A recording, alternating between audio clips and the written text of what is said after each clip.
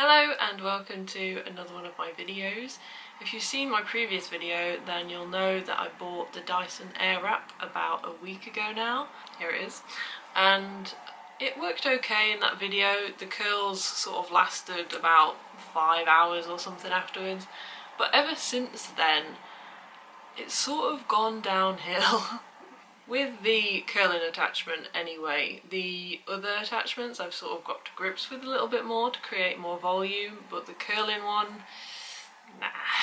So I've tried it a few times, the curling wand, and it was really disheartening because I used the thicker barrel and that's meant to create more of a loose wave. I spent about an hour doing that and I used the spray bottle on my hair to make my hair damp. I did everything. And after I'd done it, I brushed it and it all literally instantly fell out. And I was like, why is this happening? So I didn't want to be defeated and I basically did it again, but with the thinner barrel. And it did hold even though I used exactly the same technique. So I was like, what? But basically it took me 2 hours to do my entire head and I was just like, this is ridiculous. And even once I'd used the thinner barrel, the curls lasted for about 2 hours and then they dropped out. So I went back to the drawing board, watched a load more YouTube videos, and there's loads of sort of contradictory recommendations and advice that I've found. A lot of people say use hairspray before you actually curl your hair to hold the curls a bit longer. People say use clips to clip it up with. I did that with the larger barrel and they still all fell out. People say use mousse, so I went out and bought some mousse. That did nothing. So I think what it basically boils down to is what hair you have, what kind of hair type you have, because it just doesn't seem to really work with mine. Unless there's something I am doing wrong, but as I say, I've tried an awful lot of techniques and I'm losing patience at the moment. But what I'm going to do today is show you what I've learned in the last week, so how to create more volume in my hair, and then I'm going to experiment with the curling wand on one side and then I'm going to try my old curling tongue on the other side. I already know which one's going to last longer, but we're going to do it anyway and see how that goes.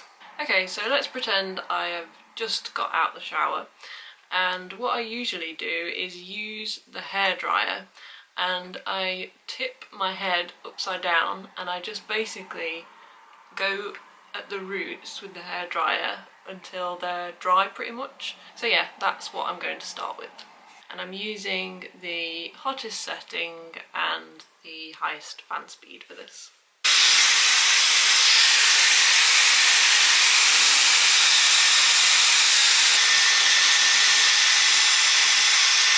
So as you can see, that's created a little bit of volume there.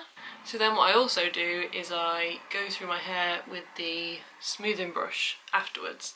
So I tip my head upside down again and do the same thing. So I'm just going to pop off the attachment at the back and attach the brush one. Again, I'm going to use the hottest setting and the highest fan speed.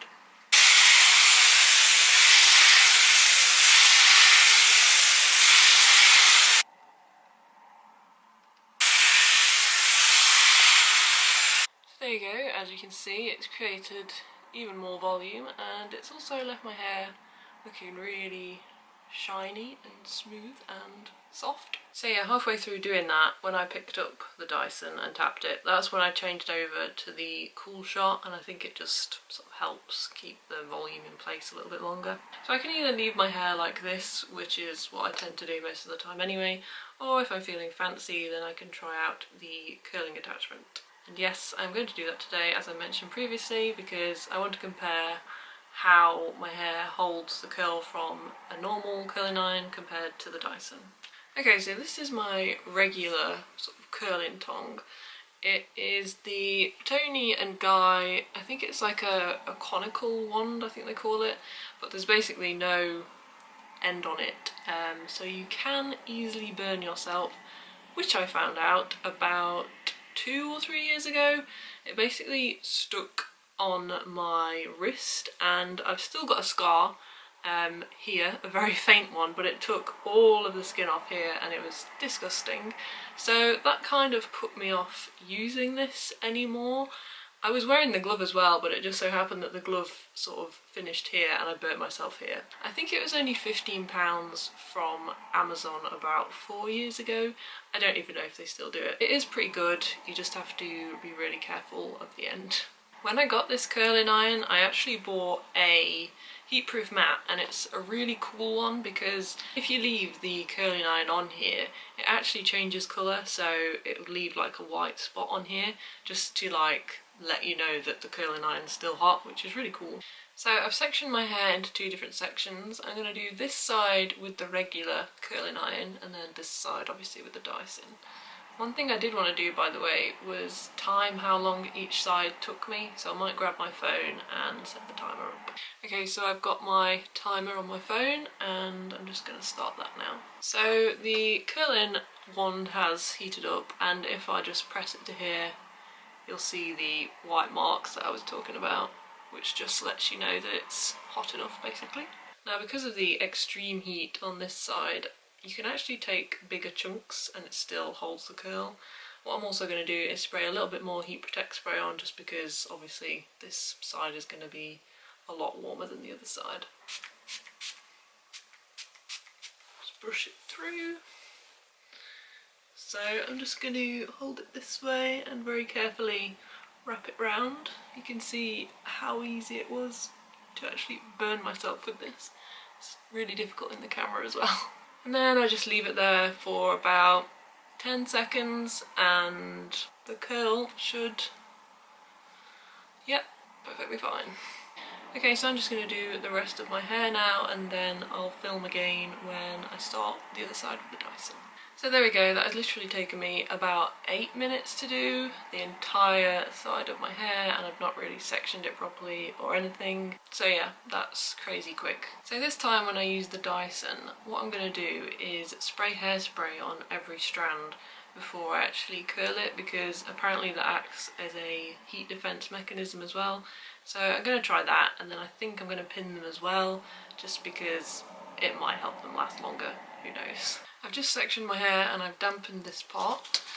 I'm using the Schwarzkopf Super Soft Fixing Hairspray. I am kind of concerned that as soon as I put the curling iron on there, I'm going to go up in flames, but we'll see.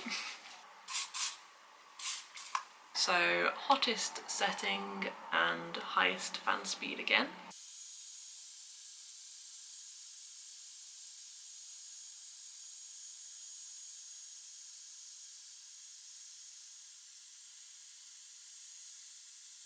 And I'm going to pin this with a little clip, just in the hope that it'll actually stay in a little bit longer this time.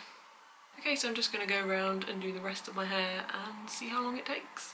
One thing I forgot to mention, by the way, is I always like to really slowly roll the Airwrap upwards, just because I feel like you need to give every part of your hair sort of chance to dry on the barrel, if that makes sense.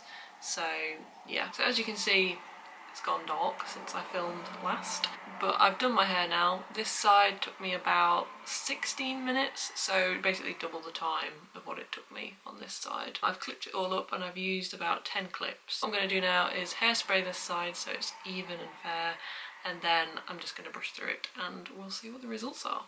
I'm also just going to take out all of these little clips now. Look at the length difference.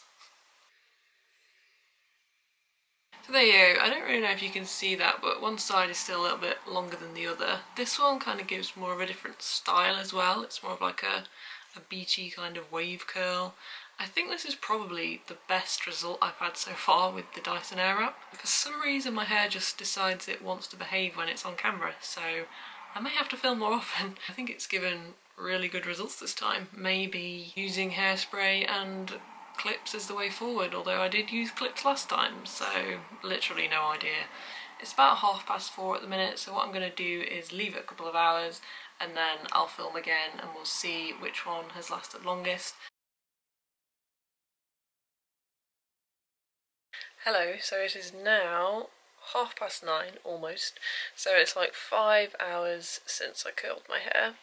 You can see that this side has kind of stayed in a lot better than this side. That's the Dyson side. And yeah, this has actually dropped out a little bit, but obviously not as much as that side. So it looks even more of a relaxed sort of beachy wave now. And then this one, I have just wrapped a couple of strands around my finger just to like define the curls a tiny bit more. But I mean, essentially it's dropped out. Which is what I was expecting really, but I mean, using hairspray and clipping the curls up and everything like that, I did have a little bit more hope. Unfortunately not. I've decided that Dyson should make like an Airwrap that does actually heat up to 220 degrees, and then maybe my curls would actually hold.